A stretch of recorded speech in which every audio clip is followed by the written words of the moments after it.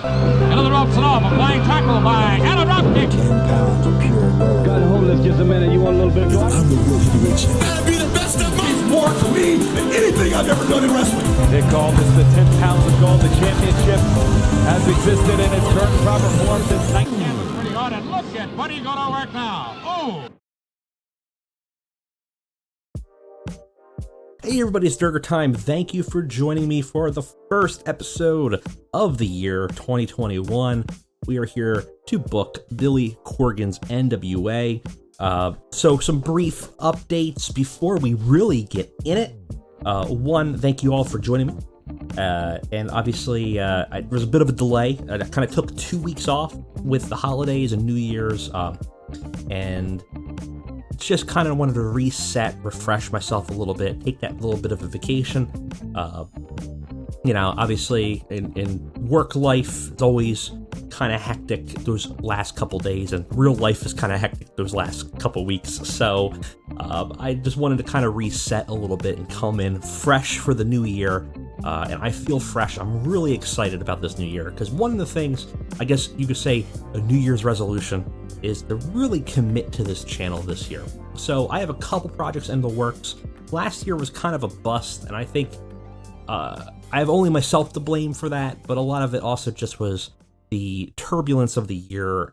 It just became difficult to book, and things changed, and everything got crazy, both in my life and the world. And I just wanted to I just kind of want to really commit to the channel and really make it grow and make it to be as successful as I think it can be within this little niche, this tiny little spot of the internet that we all are a part of. And there's a lot of big things happening this year that I'm very excited about in the wrestling scene and the fantasy booking scene. So there's things that we want to take a look at. There's projects we want to start. For those that are interested in some of the projects that we're working on, you can check out on my Discord some kind of in-progress information. A lot of times I'll talk about projects that sometimes they don't always see the light of day, but sometimes I talk about them. But we have a couple new shows that we're kind of thinking about booking. Some that I'm really excited about. A new long-form booking that I'm experimenting with. I don't want to talk too much about it because I don't know if it'll work. But if it does, I think it'll be something very unique and something that might not have been done before in this scene, in this capacity. And I'm really excited about that. And obviously, Cyberpunk was a big project that we kind of kept on pushing back, probably as much as the game that its namesake is based on. It's still coming. I still want to do it. It's had delays due to some just technical issues and trying to develop its format, but expect that to still be delayed as I kind of perfect it and get it ready to go. But yeah, so that's the housekeeping aside. We're here to book this, so let's go on with it and kind of talk about what's going on in the end of the 2020 save here for Billy Corgan's NWA. We're a couple months behind the real world that we had to kind of catch up on here. We're always going to be a little bit behind. It's just sort of the nature of where we started. But we did start a lot of new storylines, which I will briefly flash up here, because the last episode was sort of not necessarily a season finale, but we sort of kind of were ending some stories and moving on to maybe the phase 2s of some, as well as the new stories of others. We still have our tournament going on, but the big thing is obviously in the last 2 weeks, in the real world, we lost a wrestler pretty tragically. As you all know, Brodie Lee passed, and Brodie Lee was involved in a major storyline of ours, and obviously has some lineage in our save with being a NWA champion for us. And in the last couple weeks, I was trying to think about what I wanted to do with him. It was difficult. I don't normally worry about what's happening in the real world too much. We have made some course corrections for some things, like some scandals and stuff like that we've kind of dealt with, because we are a real world save and we are a relatively current year save. So as things happen in the world, we do try to course correct a little bit. But I don't, we're not necessarily going to always stick 1-to-1 to what happens in the real world. But I just don't think I feel comfortable continuing to book someone who recently passed. It feels like kind of a raw wound that I don't think is appropriate to book even in a fantasy capacity. What ifs and the who shoulds and how coulds. He passed and it's tragic, so we retired him. We moved him out of the save. I made him no longer a wrestler. Cannot, I don't think, remove completely while in progress, but I did it so that we kind of moved him out, and we're not going to book him anymore. I just don't think that's appropriate. In its place, though, because he is an important part of our save and did have lineage, we added a new tournament, which is the Big Rig Memorial Tournament, which we're going to use for up-and-comers, mid-carders, and maybe wrestlers that haven't gotten their full opportunity. And because I think that's the lineage of Brodie Lee, was a person of storied career, but maybe untapped potential that in the real world was really starting to see his renaissance. And that renaissance was unfortunately taken away from him. And that was very tragic. So I think it's part of a way for us to honor that lineage, not just erase him from our save, to respect and honor what we've booked for him in our save, and to keep him kind of in memory, at least virtually here, I think is important. So we don't just memory hole Brodie Lee because we felt uncomfortable booking him. We were going to keep him around in some capacity through that tournament, and I'm happy with that. I think that's a good middle ground. I hope you guys are comfortable with that as well. So, on outside of that ramble, we got a show to book. So 2 days, we got Power. Nothing crazy happening in the world. We have a lot of people still on the roster. I think people we have to get rid of because we are still doing our Circle Squared. We have 3 more matches. All will be in the pre-show to get done for the first round. And then after the second round of the Circle Squared, as we move on, what we will end up having is a lot of people that we're going to have to get rid of. But also, what we're going to need to do is come up with a new requirement. Right now, we've been doing coin flips. Next round, we're going to pick a random trait that everyone will be judged on, and that will decide the winner. So that's another way to randomize this tournament. We're probably going to do that for the next couple rounds until we get to the semifinals, and then I'm just going to pick who I want to win out of that list. So should be pretty interesting. Should still provide a little bit of randomness, but that'll be for another time. Let's go on and let's get on with the show. Dalton Castle recovered from an injury, and GCW is lowering their broadcast quality. That's interesting. Something we could look at real quick to see if we can do the same. Because if we lower our quality, we only need our production quality to be equal to our competitors. So, where is that? Business management production. So, let us see. Fight TV, and obviously our Mav TV is going to be the important one. Wow, Fight TV needs professional minimum. That's interesting. Let us see where our arrival levels are. No, everyone's pretty much... well, we are kind of higher than most of them. So we probably could lower some of ours to save some capital. Hired Pro. Yeah, we could. It's not a bad idea. So let's look at what Mav needs and what So we need hired pro for broadcast quality, which we have in-house. We could downgrade to hired pro. What are we paying right now? $7,500 per month to maintain the crew and equipment. But your advantage is there's no per show. Actually, that's better because we're running a show a week. Because that is math. Math is hard. Because we're doing, what would be $2,500 a show. That's that'd be $10,000 versus $7,500. And if my math is correct, $10,000 is more dollars than $7,500. So this is actually, we're going to keep this. That's actually cheaper for us because we're running a show every week. Licenses songs, minor license. We could go low. No, we can't go any lower because they are also using minor license. So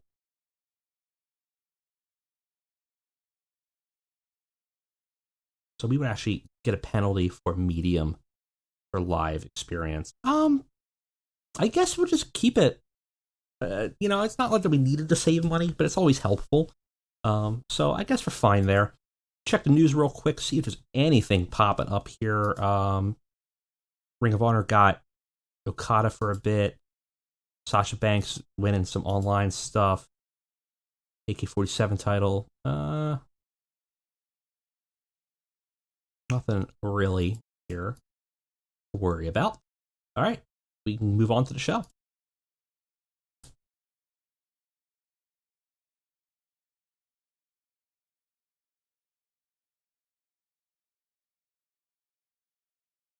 All right, we got a backstage incident, more protege work, which is fine. We can meddle. We're going to open a forum. We're going to let everyone kind of air some grievances. We got some toxicity a little bit. A lot of people have some irritations, and that will help them a little bit. Where are we going to be? 462 fans. I know some people have been saying that it's time to move out of the arena, but it's really not yet. It's a hotbed for us, and our capacity is 850. We're still not reaching nearly that yet with our attendance, and that's not going to change if we go somewhere else. So we're going to stay in the NWA arena. If we reach a point, what we might do is expand its size a little bit, but until we start getting 1,000 or more coming in regularly, we're not going to worry about it. Now, last time we did do the Metroplex for Halloween Havoc, we got 1,500 people. So, but for the shows, I think we're fine in the arena for now for our little venue.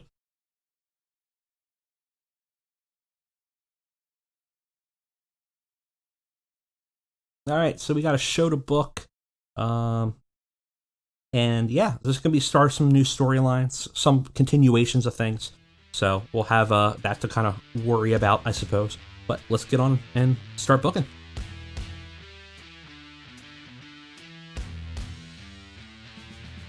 All right, guys, we are ready. We only got one pre-show because there was a bunch of absent workers from a DDT show of all things. So we're not finished the first round of the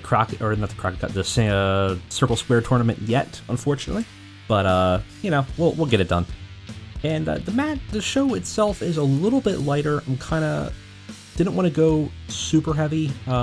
Though actually, now that I say that, I actually almost used all of our time anyway. So I don't know what I'm talking about, but it feels a little bit lighter. But we kind of started a lot of our storylines for the next batch going forward. So that's kind of what this show's about. Let's go ahead and get into it. So our pre-show for the Circle Square tournament, Thief Ant defeats Aiden English in 9 minutes by submission. This match is actually all right. Mostly it's Aiden English, which does not bode well for Thief Ant going forward. But Aiden English loses and is kicked off of the Circle Square tournament. Though it doesn't say... Oh, no, there it is. The match is part of Circle Squared. I thought for a second there I screwed up that match there. All right, we start the show off with Tim Storm for some reason. I guess because I don't have a good non-Danhausen authority figure of some sort. It didn't feel right to bring Danhausen out for this, but Tim Storm announces the Memorial Tournament for Brodie Lee, and it's the Big Rig Memorial Tournament, and it'll be starting tonight, giving younger talent and upstarts or the non-main eventers something to do, sort of as just a achievement. And we started off with the first in the tournament, Joey Machete versus Ricky Starks. Ricky Starks defeats Joey Machete in 7 minutes by pinfall, and moves on in the tournament. I think it's only an 8-man tournament, so it's a small one, just a sort of like a memorial tournament. It's going to be, like I said, people that are, generally in the lower roster, and it's going to be about using the Big Rig tournament as a way to propel them maybe to that next level. So Ricky Starks has a good performance here. Joey Machete, not so much. This is probably going to be pretty much the last of Joey Machete here, I think, and we'll probably release him soon. He's kind of served his purpose after the tag team broke up. There's just not a lot of value out of him here. This segment's the 32. It's a little weak, but it is what it is. We kind of expected this. It is an undercard. This match does a little bit better. We got Ace Austin, after reeling from a loss, having a quick squash match with Jason Cade. He defeats him in 5 minutes by pinfall after using a House of Cards. He has a hot new move, which he benefited from, and it got the crowd hotter. This segment gets a 51, with Ace Austin having the leading performance of 55. Jason Cade not far behind him with only a 44, which, considering their gap in performance, is actually bode pretty well for Jason Cade in the future. But for now, he's kind of one of our jobbers, and he does his job well. After the segment, we have Ace Austin doing a quick promo saying that you've seen nothing yet, and doing a little bit of a magic trick before bouncing off. He did not do well without a script, which we might have... probably should have scripted him, I suppose. Did get the crowd hotter. Unfortunately, he underperformed on this segment. This segment does much better. Unfortunately, Pillman also struggling because other people weren't following the script, but he was.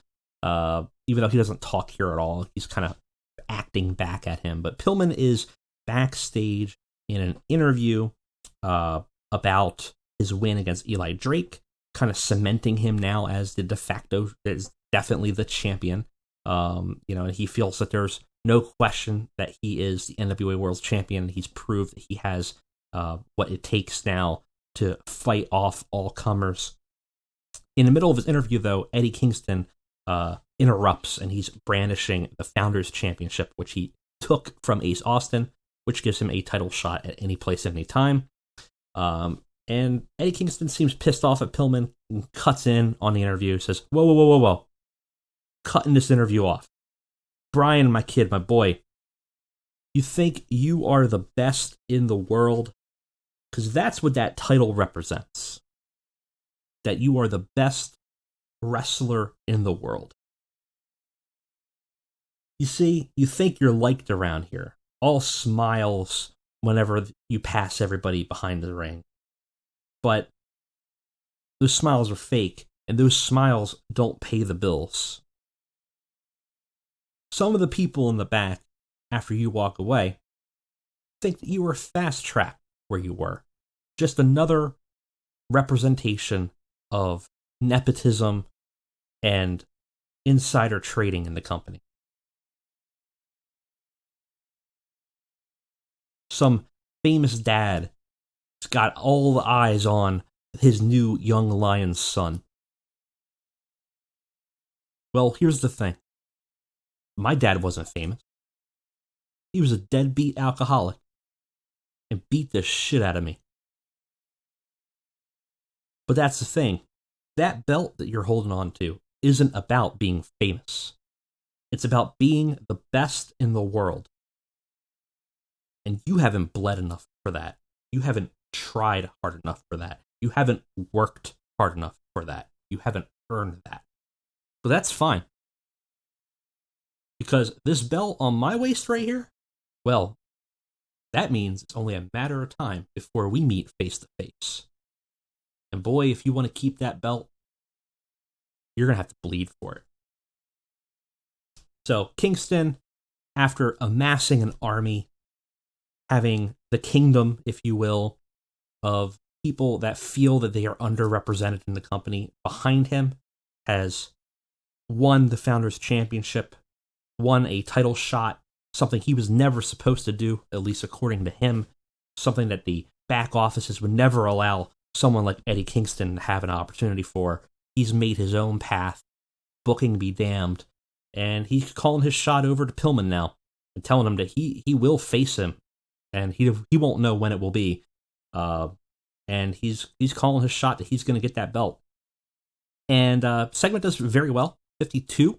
Unfortunately, Pillman struggled in it, and we start the storyline of Kingston versus Pillman, called The Kingdom, building up to the two of them eventually meeting.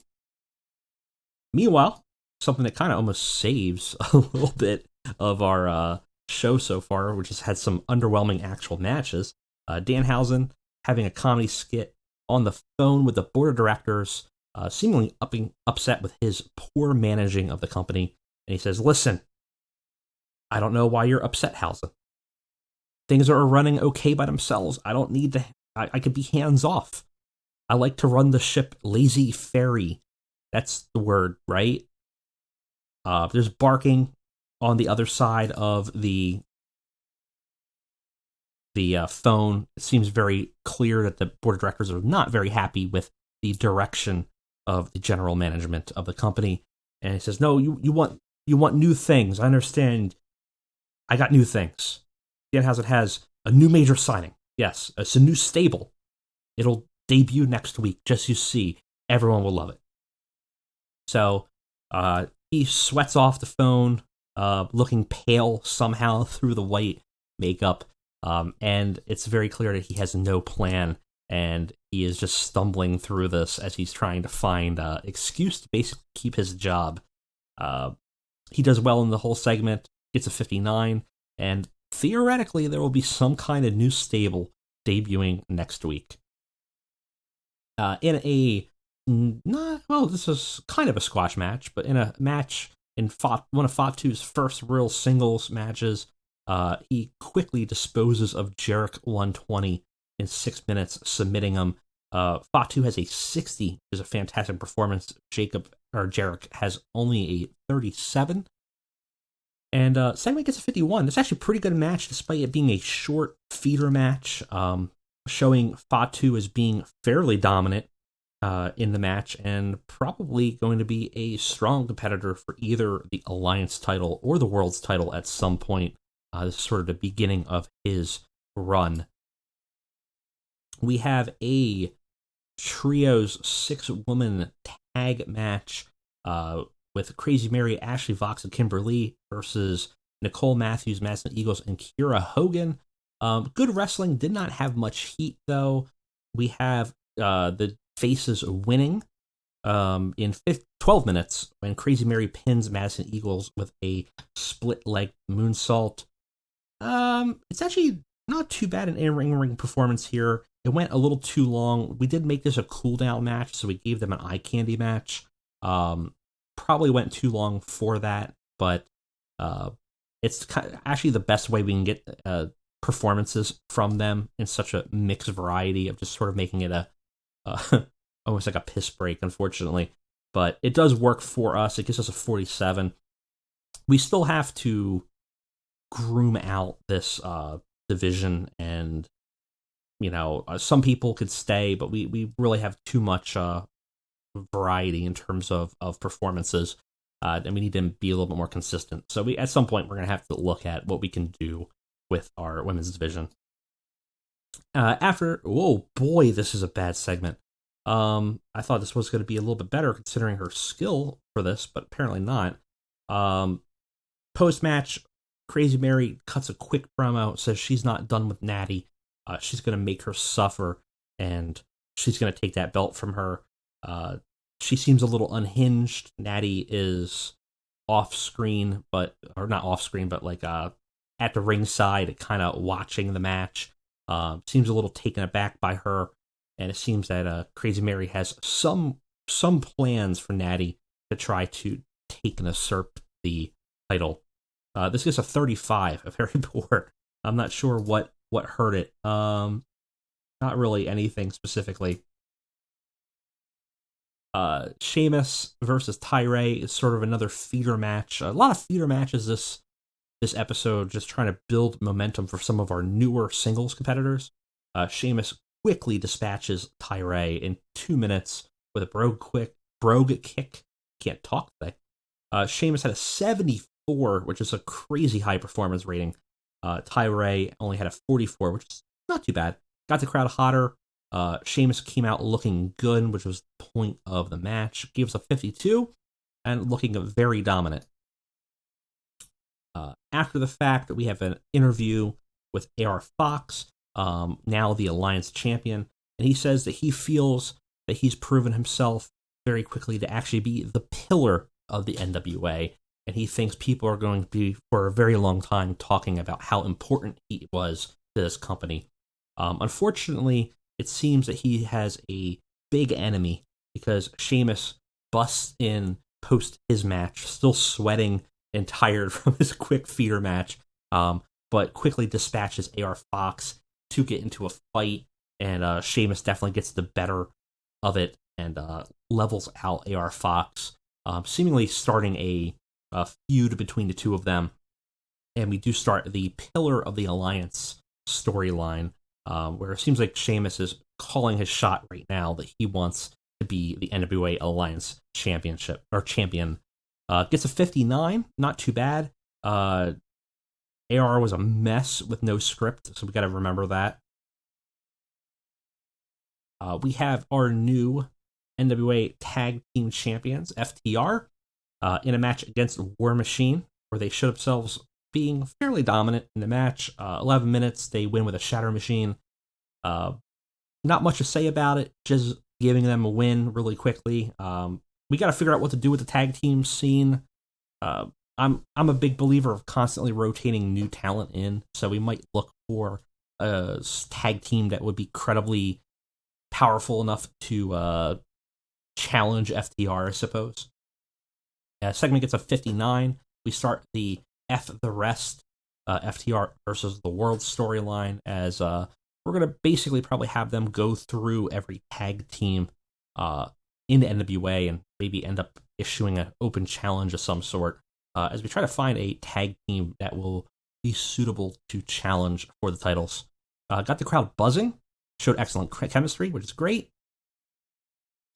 After that, we have Josephus, who comes out with the new leader of the cult, Pentagon Dark, standing silently behind him. Josephus speaks for him and says, "For so long, we thought there was light at the end of the tunnel, but there is only the dark. That darkness is approaching. We have foreseen it, and our new prophet has shared with us the wisdom of what must be done. There will be no fear, no remorse, no weakness.